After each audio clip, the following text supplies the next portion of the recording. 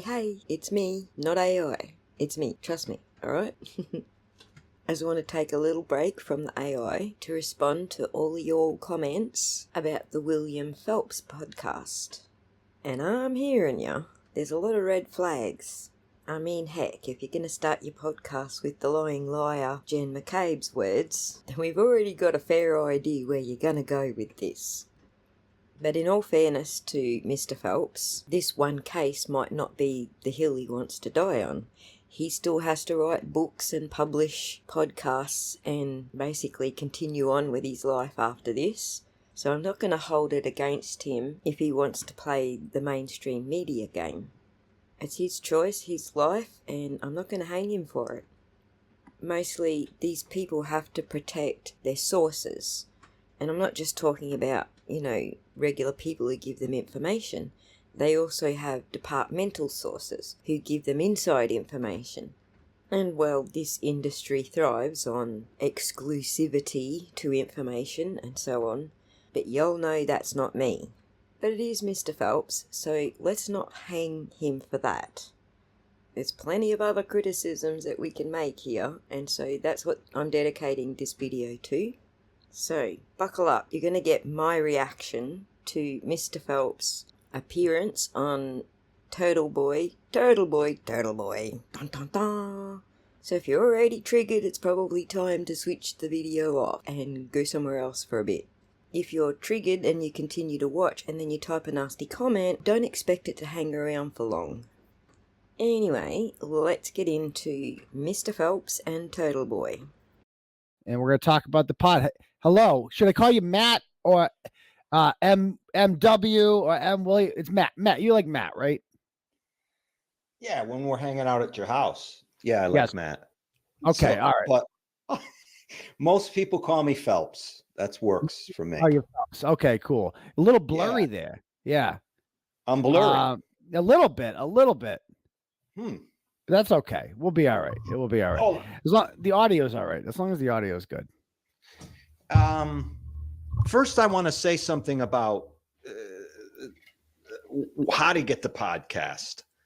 Okay. You can get the podcast on wherever you get your podcasts. I know I see a lot of people on X that are hating on Apple. If you hate Apple, that's fine. That's great. Let's start right there. First of all, I didn't see any comments hating on Apple. What I saw was people trying to click the link and getting what I got, which was firstly the inability to listen unless you sign in, and then the inability to listen unless you're in the US.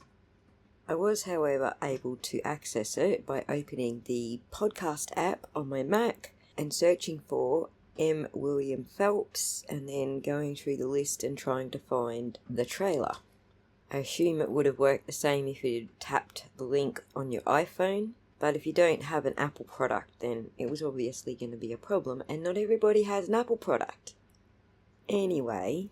So you can get the podcast anywhere where you get a podcast. You can get this podcast. You just got to search for it. That's all. The reason Apple's up there, the link for Apple's because they're the ones who count rankings. And it's important to, as you said, get up there so more people hear this. Correct. So can you run down the list of people that you're able to say that you interviewed for this podcast? It's going to be 10 parts, correct? Yeah, 10 parts. And the episodes are running about 40 minutes to an hour right now. Okay. I mean, I don't want to give away everybody. That would not be fair to some people who are speaking with me, I think.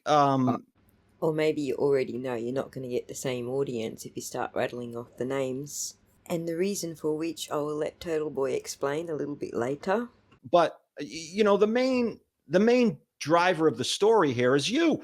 I mean, you're the main driver of the story. We've spent a lot of time together. But you also know that I'm a journalist, that I'm going to talk to all different types of people. I'm going to get everybody's story. Yeah, that's what we're worried about. And it's not that we think you should only get one side of the story. It's when you go and drag up people who claim to know John, but it turns out that they haven't had any contact with him for the last 20 years, and none of them have met Karen. Because, in the real world, when you say so-and-so's my friend, you usually know their partner. or have at least met them once. So yeah, we're already thinking, what sort of people are you talking to? What interested me about this from the very beginning is the division. Mm-hmm. I've never seen a community divided like this. Except your perception of division is influenced by you interviewing what you think is a balance of people involved in this. This is going to skew your perception because obviously you're looking at 50-50. And again, out here in the real world, that's not how it is. Aiden's going to make this same point a little bit later, but I went round and checked all of the polls that were being run by all of the biggest channels that were covering the trial, and this massive division that the media likes to portray it as is literally 90% to 10%. And I get it, you don't want to lose that 10% audience, so you want to try and put that 50% balance in there, but don't try and pass it off as a massive, huge division, because it's not. All of the polls, and that's how we do this by statistics, we're running at about 90% of the audience felt she was innocent, and 10% felt she may have hit him with her car.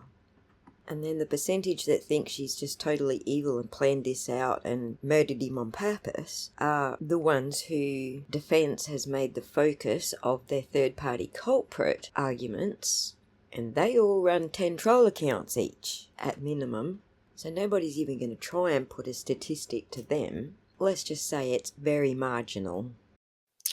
Over a murder. I mean, I say that. I have a Hulu special on now that's called Little Miss Innocent, and that's based on a book of mine called We Thought We Knew You, and that took place in Utica, New York, a murder case, and that community was divided. So half the community believe her, the murderer, half the community believe she didn't do it. Again, skewed by your perception because you're trying to get a balance of stories on either side. If I was going to throw an example out there, I'd probably go with Nicholas Mew, for example, the Apple River stabbings. Because again, I followed the statistics on that one, and there was a great division between people who believe in stand your ground or live in stand your ground states, and people who live in other areas who just felt that he was the adult who should have just turned and walked away. That case was truly divided. But there was no protesting. There was no name calling, no Christy Pan. There was none of that shit going on. There was just like, I mean, I've been threatened because I wrote the book, of course. So I'm the bad guy for telling the story. So, but. So what you're saying is you've been in Aiden's shoes and you've experienced the backlash and probably had your own dealings with crusty panties types, but somehow this is a different situation? Why? Because it's not you?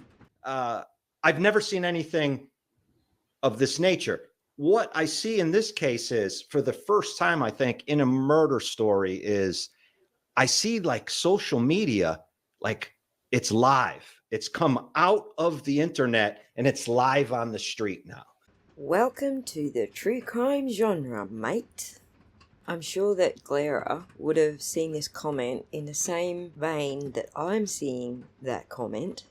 Like, clearly, dude, you haven't met the likes of Blowhorn Betty yet. Do you know who JLR is? That dude's been destroying cases ever since he got out of jail.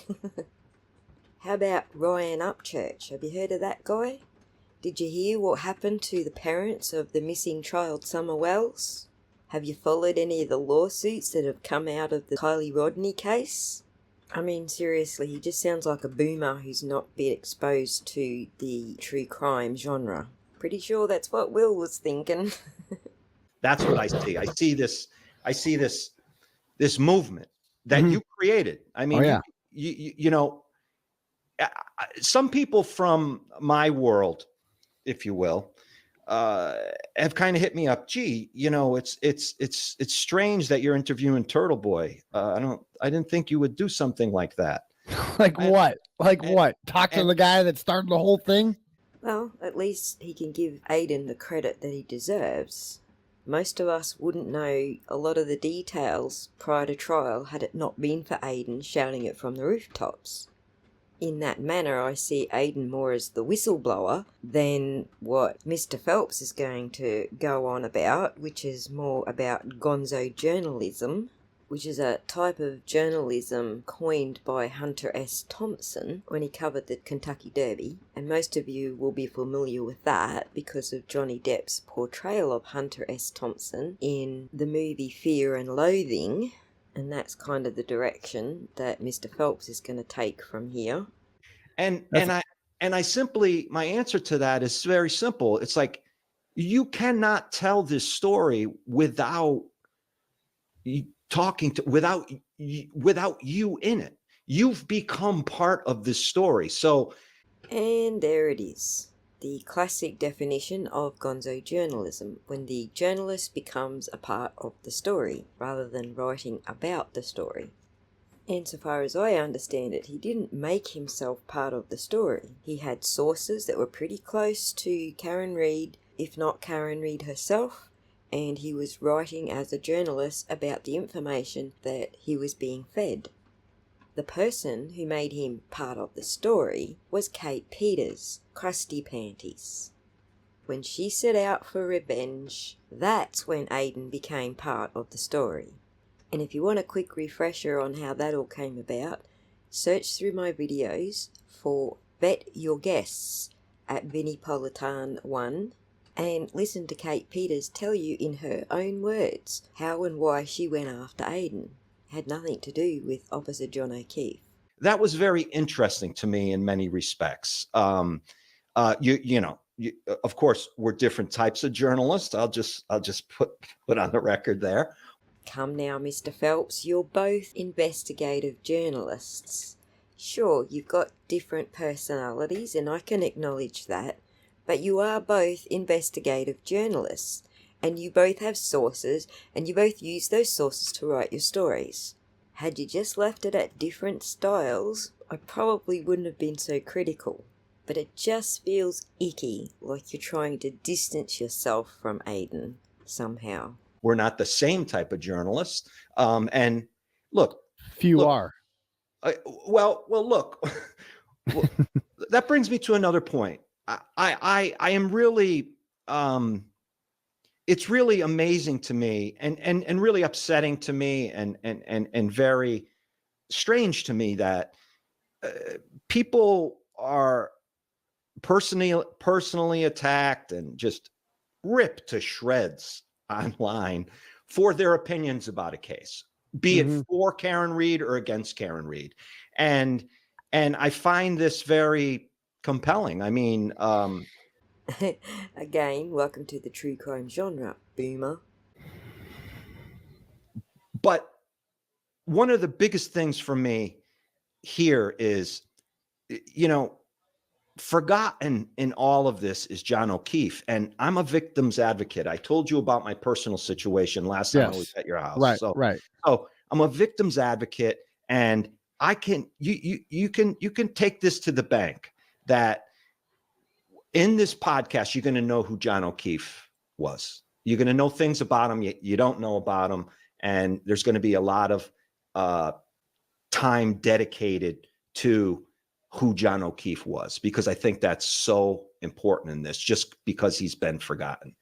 I disagree completely. He's been forgotten.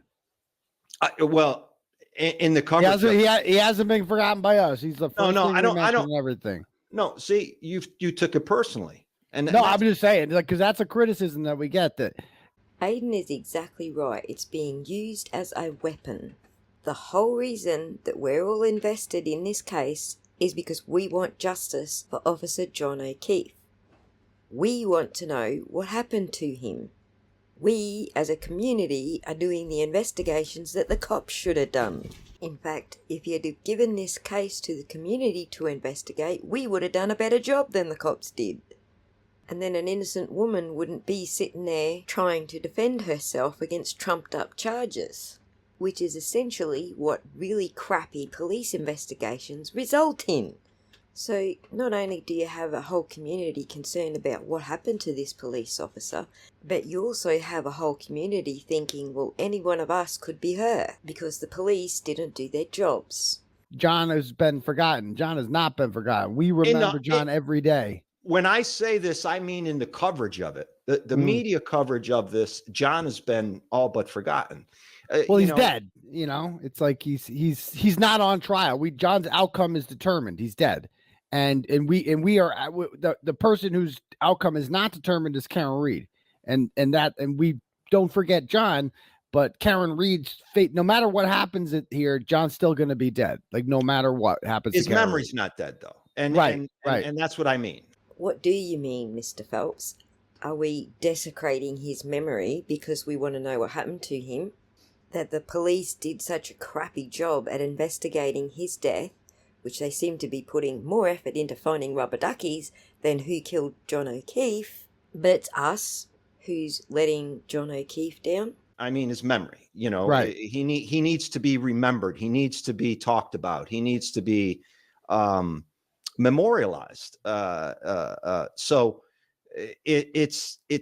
but it happens in every murder case. This is not unique to this case. It's just something that I always advocate for whenever I do a book, whenever I do a documentary, whenever I do a podcast. I spend time talking about the victim. So in order to do that here, I have to talk to people who knew John. If you really want to advocate for the victim, how about you talk to people who wanted to harm John? You aren't going to get to the bottom of anything by going to the people who knew John and loved John and have nothing bad to say about John. Crimes are solved by going to the people who didn't like John and had a reason to harm John.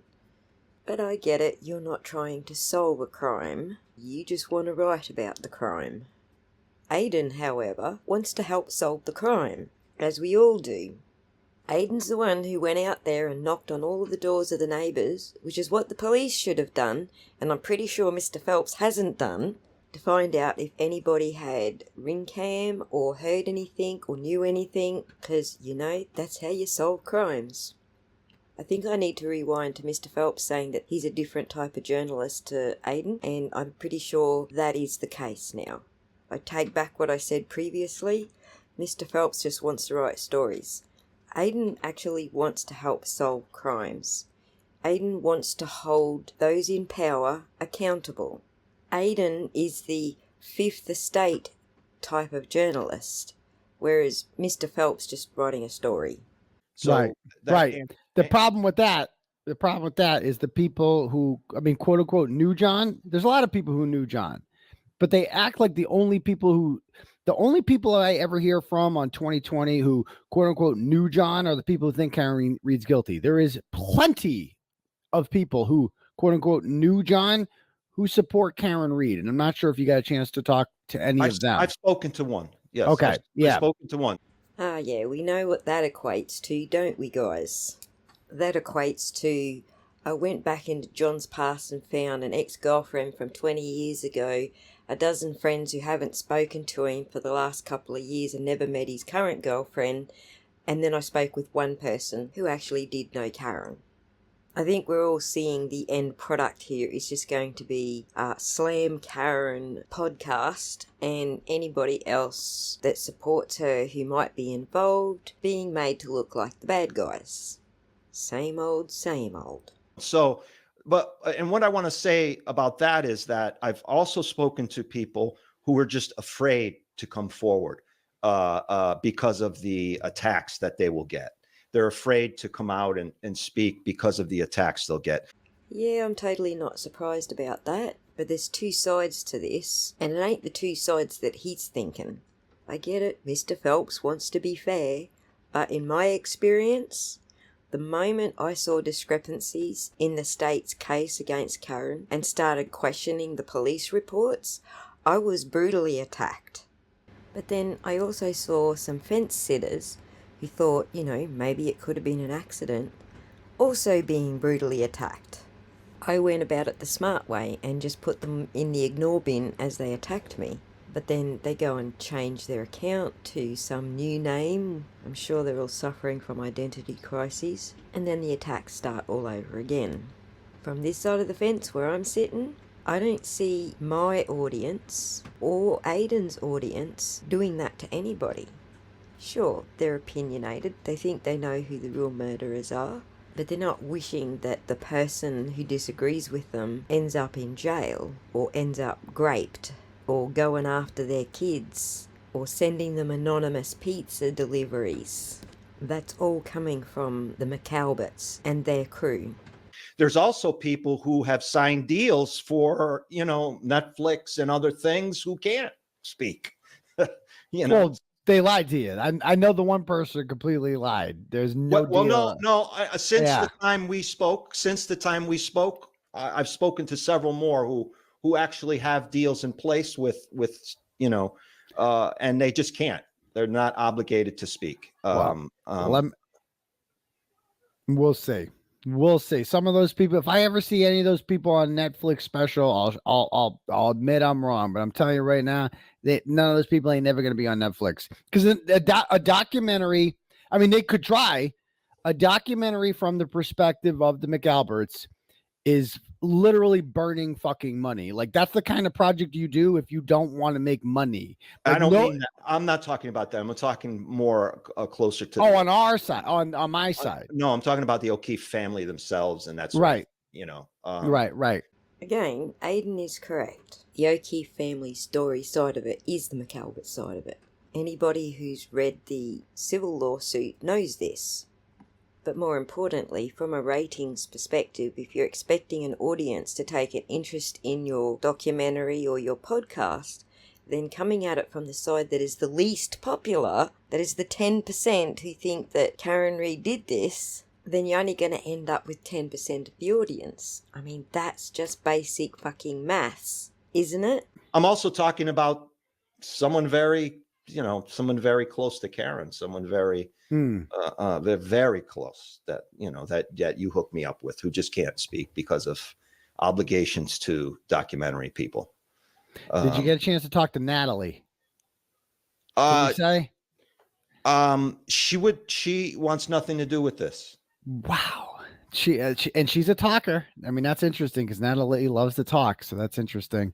I mean, she's the reason kind of that I got. I mean, not the reason, but like, she, as you know, for the first month or so, she was heavily involved in helping me out writing these stories and getting to the bottom of this.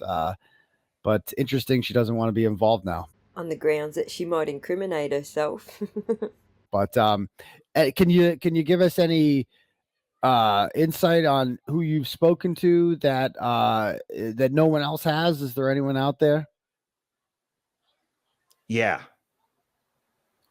Well, you've spoken to them, but are we allowed to say that? Are we allowed to say who or what, like who these people are, or is that something you want to say? Let's hold that between me and you, close to the vest there. Okay. Okay. But it is someone that's never been heard before and hasn't been on in 2020 or anything like that. Absolutely. And okay. Someone who's very important, very, very important. Excellent. We look forward to hearing from whoever that person is, and maybe there's more than one of them. We'll see. And look, and we've talked about this, you and I also want to say something too that is important to me to say, that, and I don't know if this your audience derived from the word audio. I mean, if it was yours that we were talking about, you'd use the word audience, right? Your people, your fans, turtle riders. Turtle riders, correct. I think most might be, or some may be aware of this, but I've seen some criticism of you and some really bad, nasty attacks on your marriage and your fathering. And I've spent time with you and your kids, and that none of that's true. None of that is true. So that's the type of shit that I stay away from.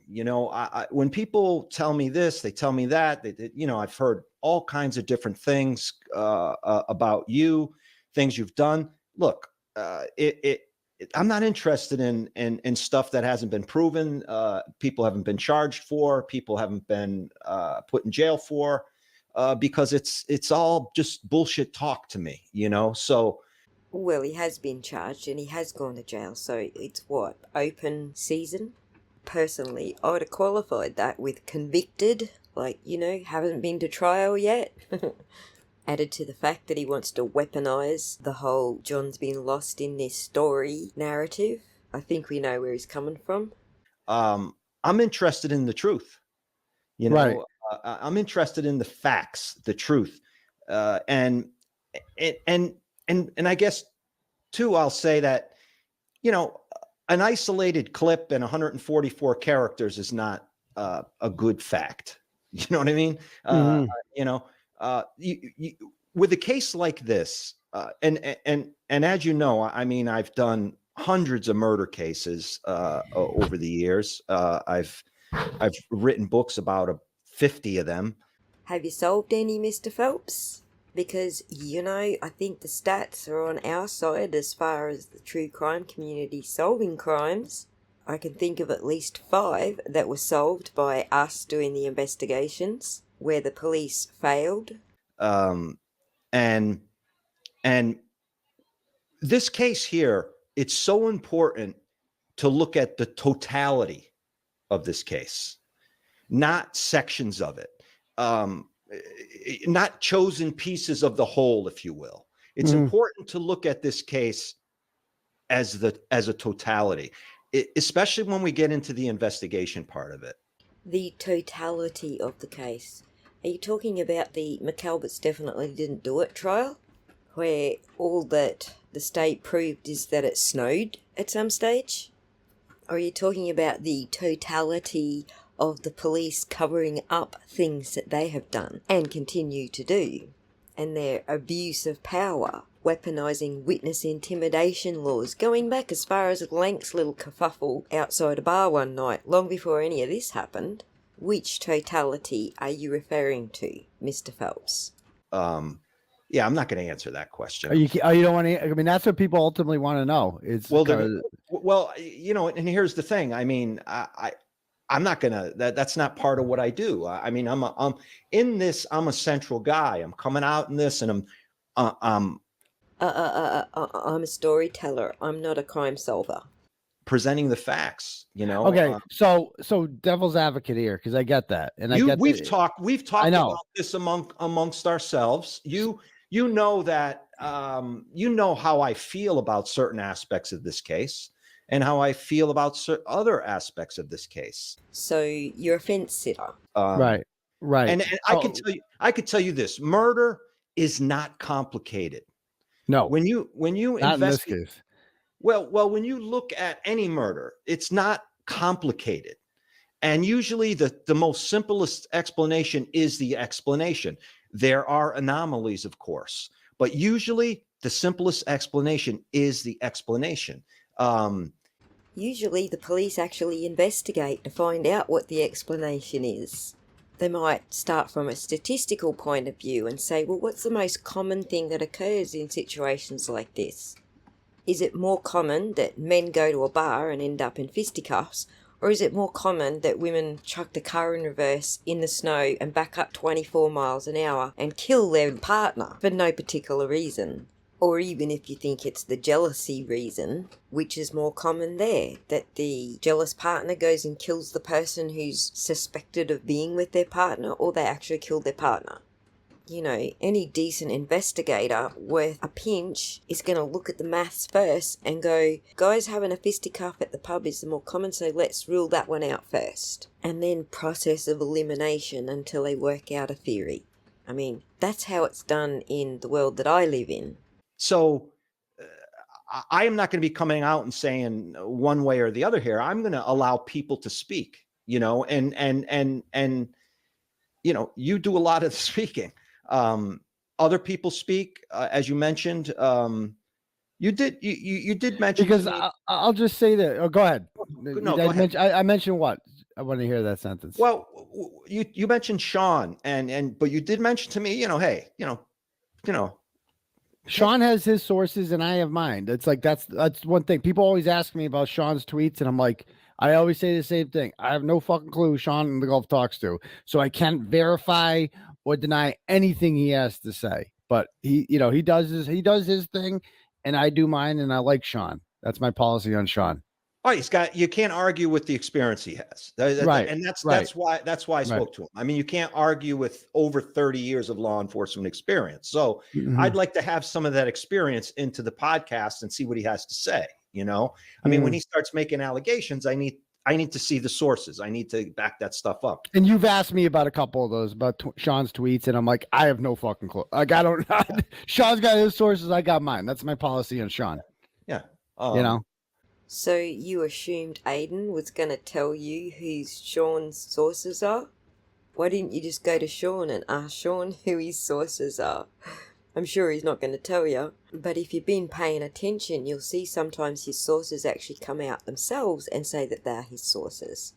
For example, the source for the impounded taillight images has come out and admitted that she was the source. But of course you would just immediately write her off as a source because she's currently embroiled in a bunch of personal attacks by the McAlbert crew because she came out and revealed that she was the source and that she got it from the McAlberts.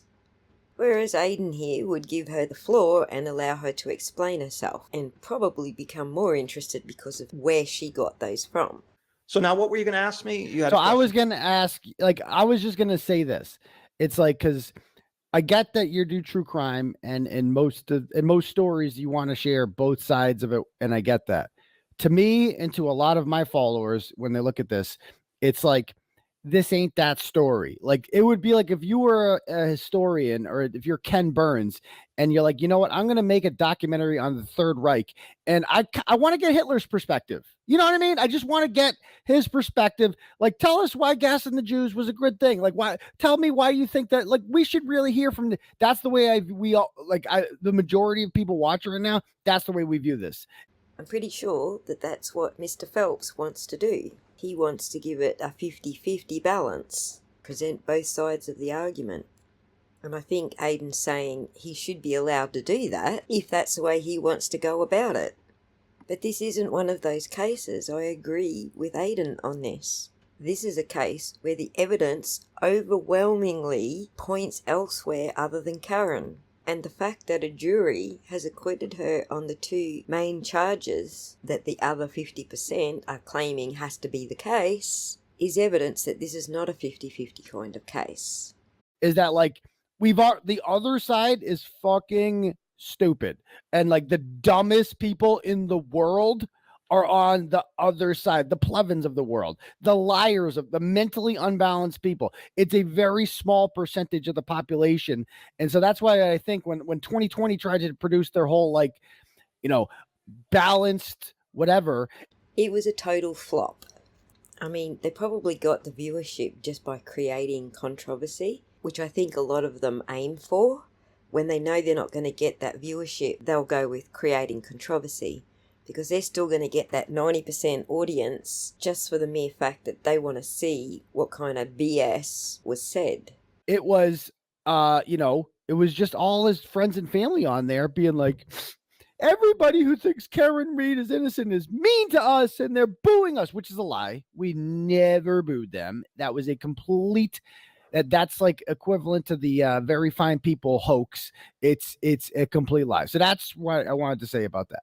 Well, first of all, I don't want to ascribe to the opinions you gave about people and all that. That's not, I don't do that. So I and the Hitler thing, I'm just going to stay away from that. But you got my point with that, right? That like not everything deserves, not everything is a both sides thing. And that's not what this is. This isn't a seesaw back and forth. That's not what I'm saying. What he's about to say is that he didn't get the point at all. The point is, the evidence doesn't look balanced.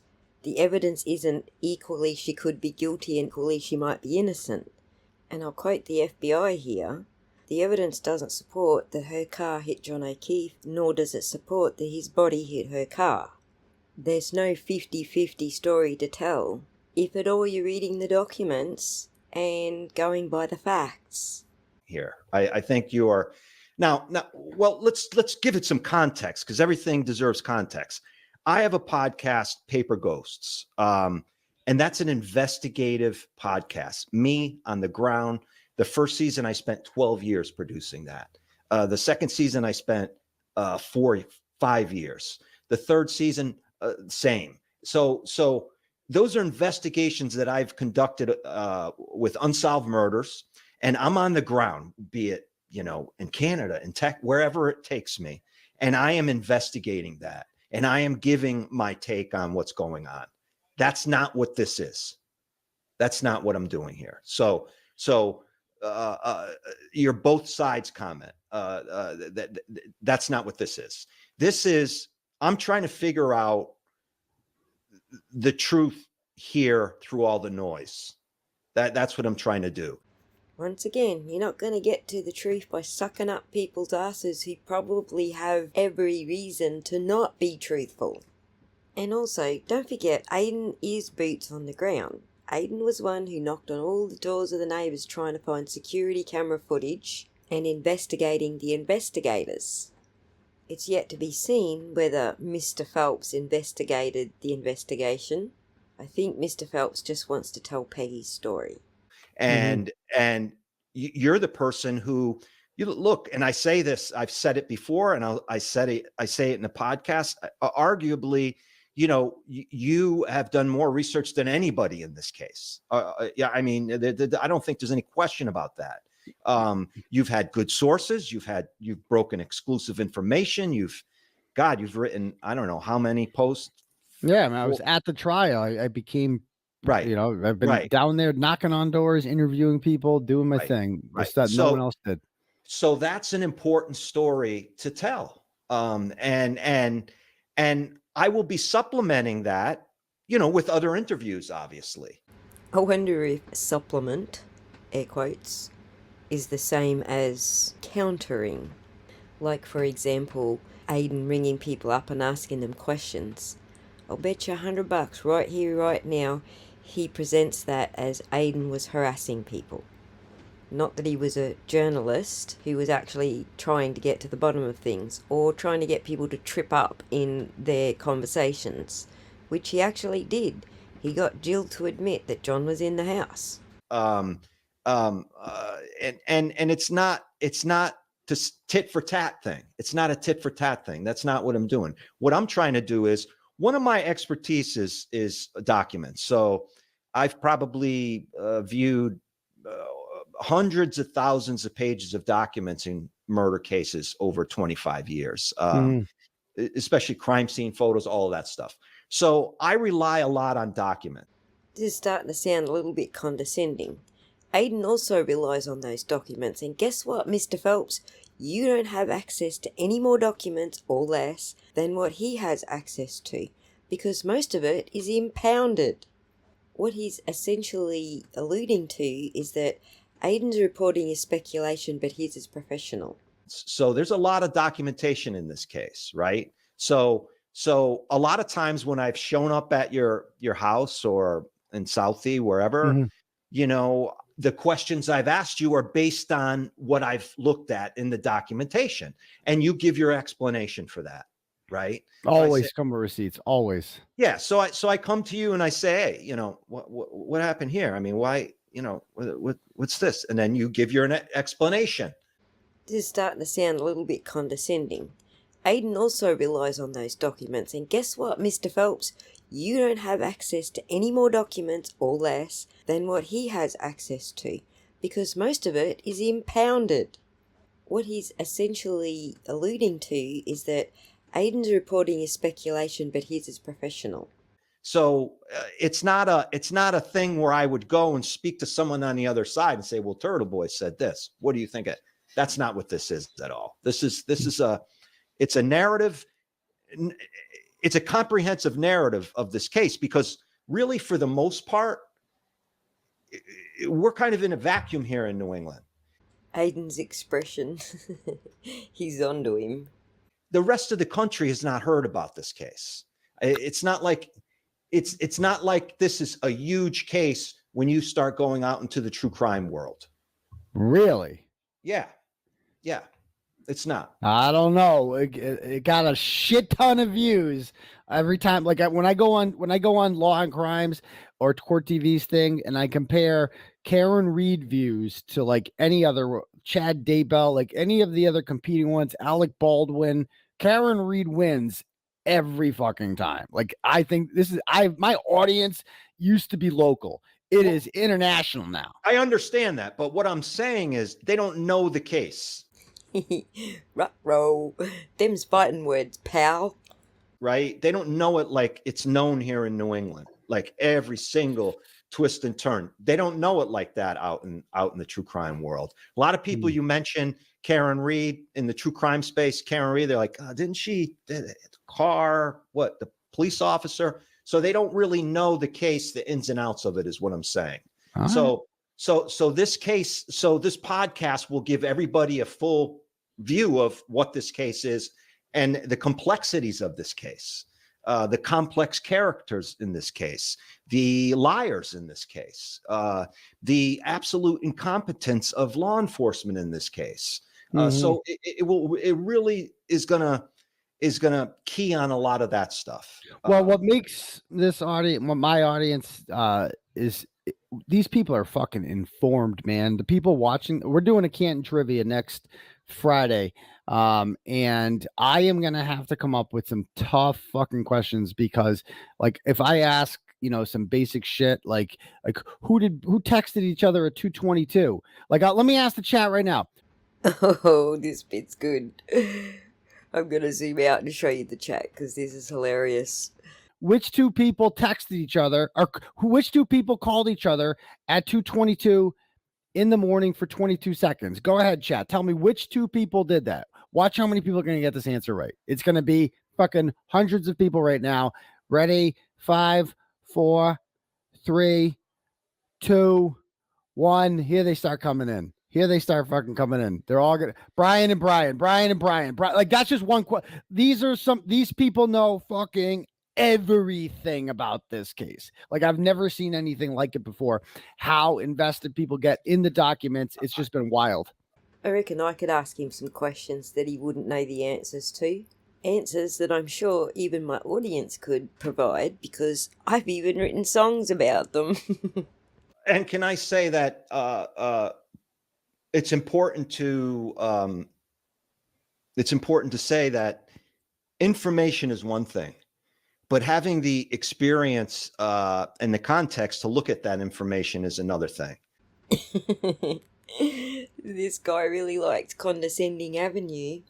So you have to really know what you're looking at, what you're looking for, et cetera, et cetera. You have to know, what evidence actually is, what a fact actually is, and what is not, right?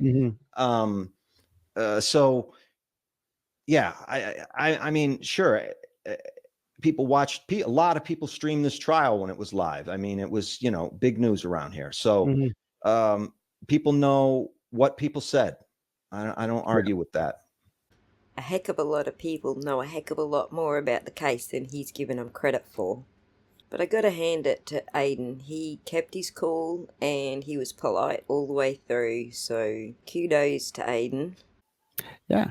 Well, anyway, I got a show coming up about rubber duckies I got to get into now because if you didn't see the latest thing, Detective Bukaki is going around trying to charge more people with witness intimidation, including one woman who did the crime of leaving a rubber ducky with the letters FKR on it outside of D&E Pizza. Did you happen to see that? Yeah. Yes. Did see that. Yeah. So I gotta get to business. So I appreciate you coming on, and we're all looking forward to hearing this podcast. And anything else you'd like to say? Yeah. Well, thanks for having me on, Aiden. Of course. It's always a pleasure to speak to you. There was probably another 10 minutes of rambling on there, but I decided to spare you. You can follow the link in the description if you want to go catch the whole thing and that last 10 minutes. So this is where I give a summary, right? Let me think about it. Okay, so I understand why Aiden has given this guy the time of day, because essentially if he didn't, they were going to present just the, oh, we got harassed, wah, wah, side of the story. So I do understand why Aiden has done it. He at least gets to have his say about why he was doing the things that he was doing and involved in the things that he was involved in, which is a whole lot more than 2020 did for him. Now, I also listened to what Bettero has to say on some of these topics.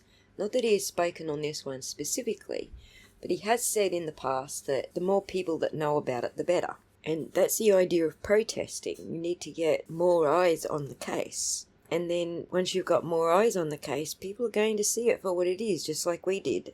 So, yeah, I do agree with Law Daddy on this one, that, the more eyes, the better. And Mr Phelps certainly has a good size audience. Having said that, I also expect Mr Phelps to give Peggy's side of the story. He thinks the victims are getting an unfair shake. Me personally, if I wanted to help victims, I would be trying to get them therapy, help them to deal with their hatred, because at the end of the day, they're not going to be guaranteed the outcome that they want, nor is it going to bring their loved one back. I wouldn't be exploiting them or promising them a PR campaign that might win them a court case. Neither of those approaches is healthy for the family or the justice system. But hey, that's just me. I'm a bleeding heart. At the end of the day, I think Aiden has a couple of really good lawyers watching his back, so I don't think he's making any missteps. And I think that what he's doing is beneficial. It's going to get more eyes on the case. And so I'm not too concerned about it. On the same token, I hear you all. This guy is, how do I put it politely? He's a condescending boomer. That's all I got without being impolite. So don't expect any bombshell revelations or empathy for any of us who think any one of us could be Karen. I kind of think if you have low expectations to start with, then sometimes you're pleasantly surprised.